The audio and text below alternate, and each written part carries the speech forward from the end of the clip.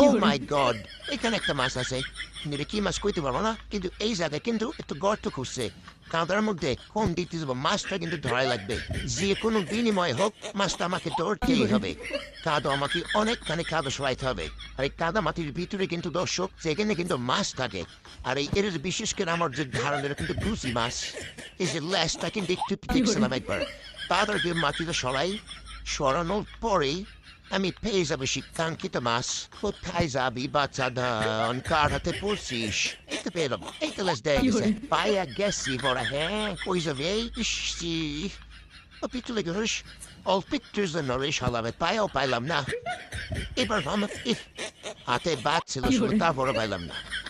না ভেজা ভিবি দেখতেছি বিষয়টা এই ইস আসতে লেগে রে। আরেকটু দিন এইবার পামো ওলা আমার পিছনে আইতেছে সব পিছনে কি যাও লেগে রে। তো এইবার দোষী আমি মাদেরা পুরো সাপতাম না। হ্যাঁ, এই সাইড থেকে আমার এটা আটকে রাখতে হবে। এই সাইড থেকে আটকে রাখি এই ডিভিডি সাপ দিয়ে এবার মাছটা পিছনে হয়ে পড়বো। গুছি মাছ হ্যাঁ, তো চাচা